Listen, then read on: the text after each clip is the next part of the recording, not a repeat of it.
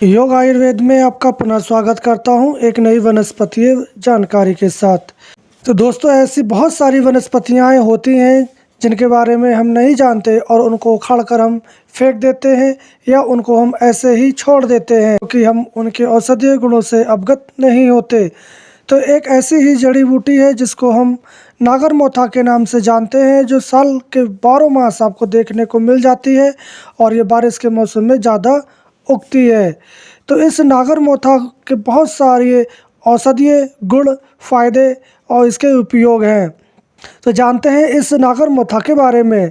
तो सबसे पहले हम जान लें, इसको बहुत सारे नामों से जाना जाता है, जैसे अंग्रेजी में इसको नटग्रास, संस्कृत में मुस्तका, हिंदी में नागरमोथा, गुजराती में मोथा, बंगाली में नगमुत्था, तमिल में मुथुकच्चा, तेलुगु में तुंगमुस्तको, मराठी में मोथ, कन्नड़ में कोनरी और अरबी में सऊदी कूफी।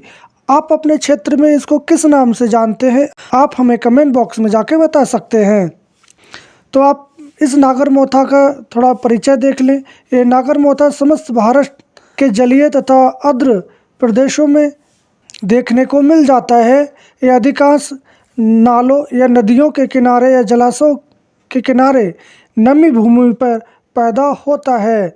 इसके फूल जुलाई तथा इसके फल दिसंबर में लगते हैं और ये एक झाड़ूनुमा पौधा होता है और 1 से 3 फुट की ऊंचाई तक ये हो जाता है। इसकी पत्र लंबे, पतले और भूमिगत कांड से निकलते हैं और इसका कांड अधिकतम भूमि में अंदर आधा इंच व्यास के अंडाकार सुगंधित, बाहर से पीत वर्ण और परंतु अंदर से सफ़ेद वर्ण के अनेक कंद इसमें लगे रहते हैं। इसकी गुणधर्म की बात करें तो नागरमोथा चरपरा, शीत, कड़वा, कषैला, हल्का, रूक्ष और कफ, पित्त, रक्त विकार, ज्वर, आरुचि, कृमिनाशक होता है।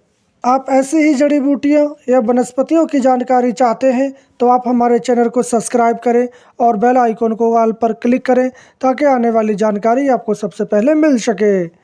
इस नागरमोथा के औषधीय प्रयोग की बात करें तो मिर्गी होने पर आप इसको उत्तर दिशा की तरफ से पुष्य नक्षत्र में अच्छे दिन उखाड़कर एक रंग की गाय के दूध के साथ आप पिला देते हैं तो मिर्गी रोग में काफ़ी लाभ हो जाता है।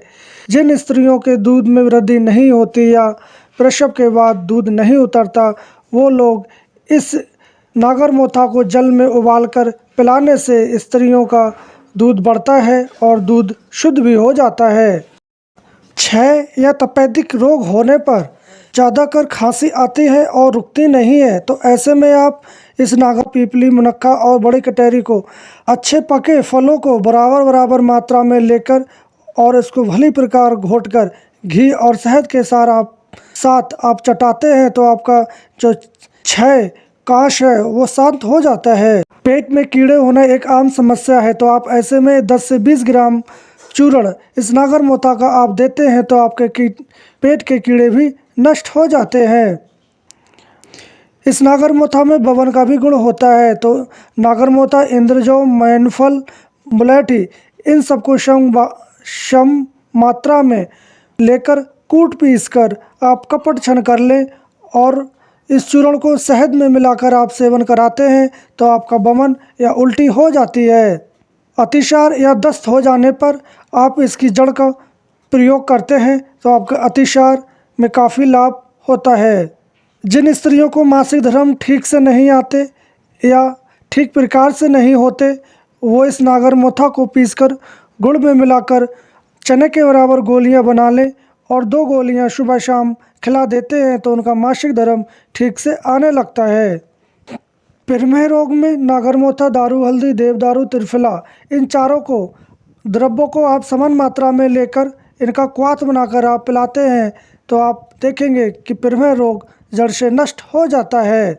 वातरक या यूरिक एसिड बढ़ जाने पर नागरमोथा, हल्दी, आंवला इन तीनों का क्वाथ बनाकर आप ठंडा होने पर शहद मिला लें और सुबह शाम इसका सेवन करवाते हैं तो वात रक्त से रोगी मुक्त हो जाता है। ज्वर या बुखार होने पर नागरमोथा, गिलोय का क्वाथ बनाकर आप पिलाते हैं तो आपका बुखार उतर जाता है। आपके शरीर पर कहीं भी जख्म घाव हो जाता है तो आप इस नागरमोथा की ताज़ी जड़ को घिसकर गाय के दूध में मिलाकर घाव पर लगाने से घाव ठीक हो जाता है।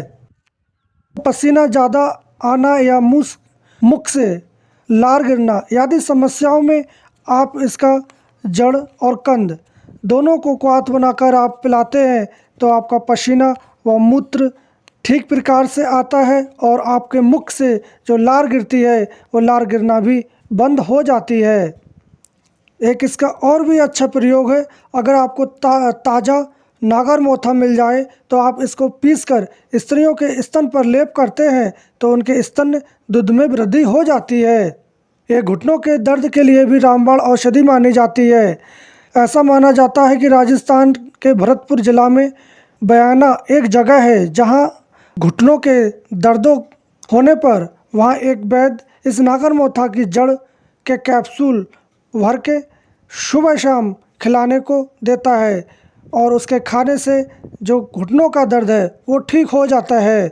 तो आप भी इसका प्रयोग घुटने दर्द में इसकी जड़ का कर सकते हैं। तो ये नागरमोथा आपको हर वक्त या हर समय मिल जाता है तो आप इस नागरमोथा को जाने पहचाने, इसका प्रयोग करें और इन सारी बीमारियों से आप इस नागरमोथा का इलाज कर सकते हैं। तो हम कल फिर मिलते हैं एक नई वनस्पतीय जानकारी के साथ। तब तक के लिए जय हिंद।